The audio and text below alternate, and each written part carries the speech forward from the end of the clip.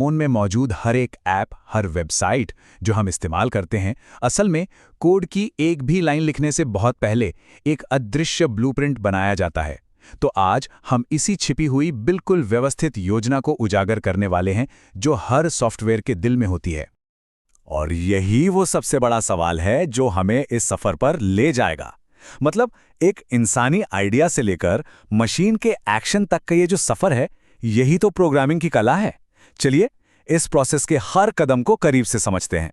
तो हमारे सफर के ये 4 मेन पड़ाव होंगे। ये एक तरह का रोड मैप है जो दिखाता है कि कैसे कोई भी आइडिया एक काम करने वाले प्रोग्राम में बदल जाता है। किसी भी चीज को बनाने से पहले एक प्लान तो चाहिए ना, है ना?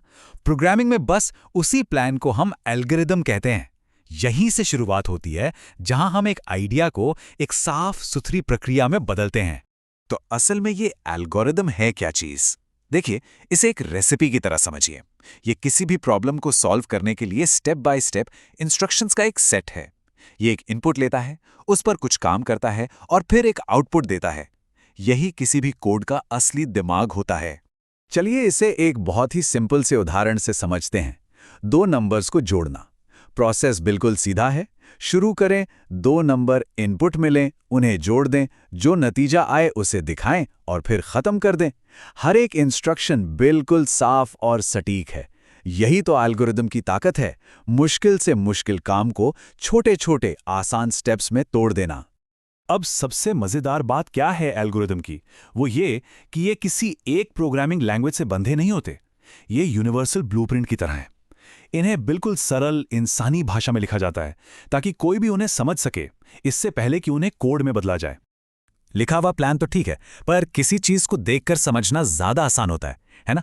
अगला लॉजिकल स्टेप यही है कि हम अपने एल्गोरिदम को एक विजुअल डायग्राम में बदलें, और बस यहीं से एंट्री होती है फ्लो चार्ट्स की। तो सवाल उठता है कि हम फ्लो चार्ट्स का इस्तेमाल करते ही क्यों हैं? वजह साफ है, ये किसी भी प्रोसेस का एक ग्राफिकल व्यू देते हैं, जिससे लॉजिक को समझना और गलतियों को पकड़ना यानी डीबग करना बहुत आसान हो जाता है। ये आप कह सकते हैं हमारे एल्गोरिदम के लिए एक विजुअल मैप है। हर फ्लोचार्ट कुछ बेसिक बिल्डिंग ब्लॉक से बनता है। ये जो अंडाकार शेप है, ये बताता है कि प्रोसेस कहां से शुरू और खत्म हो रहा है। ये समांतर चतुर्भुज इनपुट और आउटपुट के लिए है, आयत प्रोसेसिंग के लिए, और शायद सबसे जरूरी ये हीरा जो फैसले लेने के लिए है, एक हां या ना का पल। ये देखिए एक बेहतरीन उदाहरण। ये जो डायमंड बॉक्स है ना, ये एक सवाल पूछता है, क्या ए बी से बड़ा है? अब जवाब के आधार पर हाँ या नहीं, फ्लो 2 अलग अलग रास्तों पर निकल जाता है। ये कोड में एक बहुत ही जरूरी मोड़ है। फ्लो चार्ट्स लूप जैसी थोड़ी कॉम्प्लेक्स चीजों को भी बड़ी खूबसूरती से दिखा सकते हैं। यहाँ प्रोसेस तब तक खुद को दोहराता रहता है जब तक कि एक तय शर्त पूरी नहीं हो जाती। ये एक जटिल प्रक्रिया को एक नज़र में समझने लायक बना देता है। तो अब जब हमारा विजुअल ब्लूप्रिंट तैयार है, तो वक्त आ गया है इसे एक ऐसी भाषा में बदलने का जिसे कंप्यूटर असल में समझ सके।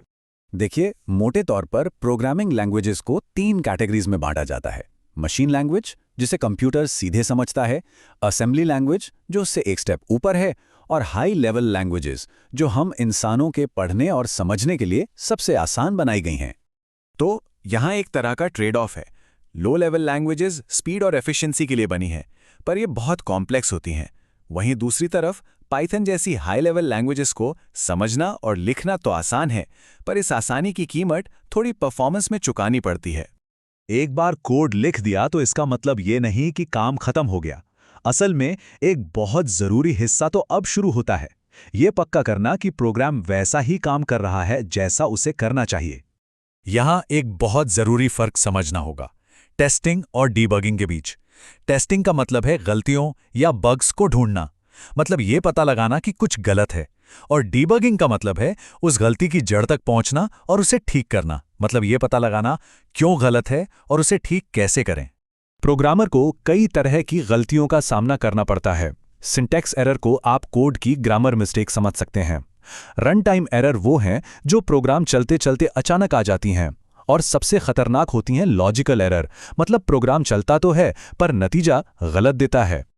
तो एल्गोरिदम से लेकर डीबगिंग तक यही है वो पूरा ब्लूप्रिंट जो किसी भी आइडिया को असली इंस्ट्रक्शन में बदलता है।